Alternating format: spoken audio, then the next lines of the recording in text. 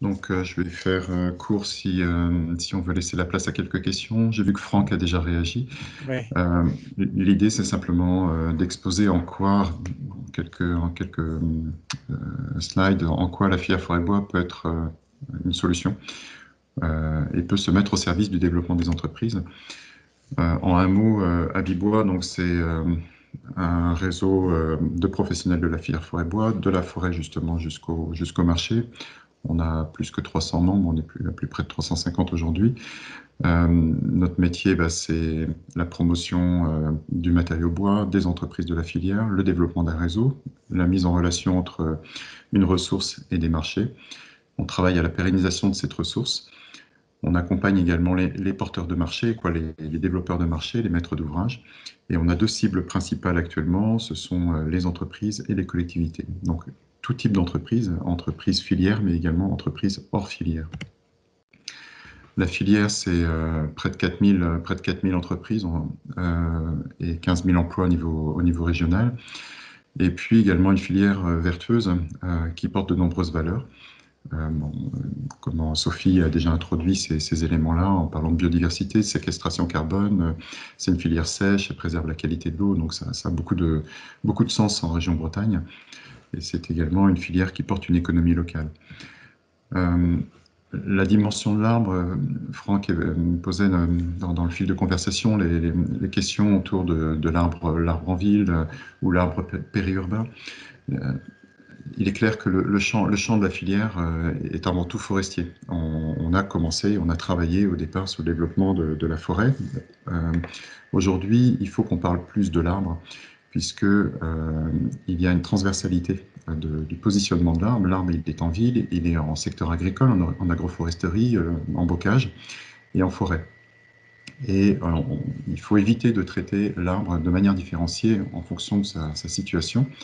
Où qu'il soit, l'arbre peut apporter l'ensemble des services qui sont exposés là sur ce transparent, où il peut apporter des aspects de qualité d'eau, un développement économique, il peut être porteur de solutions pour du paillage, évidemment porteur de biodiversité, une solution énergétique. Donc voilà, il peut apporter l'ensemble de ces services. Nous, notre ambition aujourd'hui, au niveau de l'association et de la filière, c'est de promouvoir et développer l'ensemble de ces services et donc développer l'arbre avec notre cœur de filière et notre cœur de métier qui reste la forêt. Par rapport à l'entreprise, des entreprises hors filière, quel intérêt elles peuvent avoir à se rapprocher de l'arbre et du matériau bois? Une entreprise a besoin d'optimiser son budget, donc de diminuer par exemple ses factures de chauffage. L'énergie renouvelable que représente le bois énergie est une solution par rapport à cette problématique de facture énergétique. Le bois est utilisé aujourd'hui pour améliorer la performance énergétique des bâtiments. Donc c'est une solution pour réduire les factures pour les entreprises. C'est également un moyen de décarboner. On l'a vu, le plan de relance aujourd'hui axe énormément sur la décarbonation des entreprises et de leur activité. La plantation, le stockage carbone dans la construction bois, l'énergie renouvelable, bois énergie, permet de limiter justement l'impact carbone. Donc une entreprise a tout intérêt aujourd'hui à faire ses choix. Sur la qualité de vie au travail, je vous invite à passer dans nos bureaux au cœur du bois, au 9 rue de Suède à Rennes. On a réaménagé des bureaux tout à fait standards entièrement. Donc on a déconstruit de manière sélective et ensuite on a réaménagé avec des bois d'origine régionale. Et la qualité de vie au travail est présente aujourd'hui et les collaborateurs peuvent en témoigner. Donc il y a des possibilités aujourd'hui d'intégrer la nature au sein des espaces de travail, en créant des espaces de convivialité ou tout simplement des lieux de travail où le bois peut être présent. Donc ça permet justement d'améliorer cette qualité de vie. Et puis c'est aussi un moyen de développer l'image de l'entreprise, une image plus verte, plus vertueuse, plus locale, par la valorisation de la ressource en bois.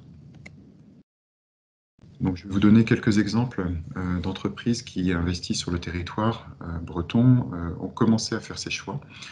C'est le cas de la société Tribala qui aujourd'hui œuvre chaque année sur des programmes de plantation plutôt en agroforesterie, évidemment en lien avec ses fournisseurs agriculteurs, a développé un siège, son siège construit en bois et chanvre, de façon à valoriser une ressource locale.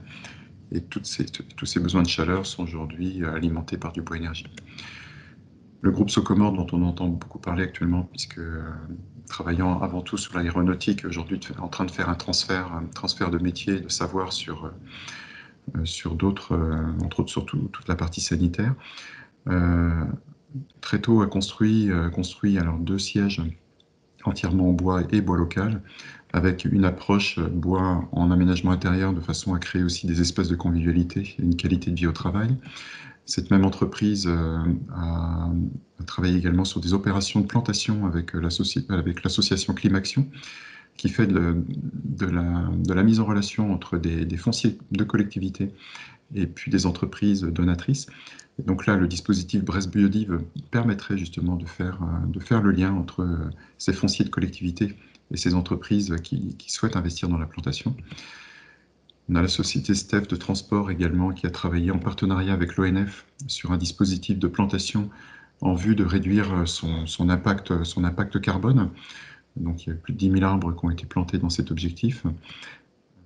On a la société Ecodisme qui, en lien avec ses valeurs, puisque cette société travaille sur toute la partie négoce Biocop, et donc a aménagé et construit tous ces locaux en bois, et puis également a mis en place des opérations de plantation, toujours avec Climaction.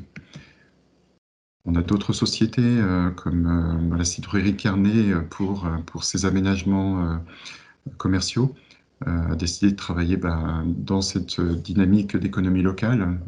Il porte la valorisation d'une ressource locale, c'est la ressource en fruits et en pommes.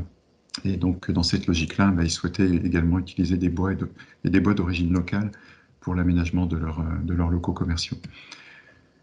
On peut aller aussi plus loin, c'est qu'on peut faire de l'accompagnement pour certifier l'impact carbone au travers du label bas carbone.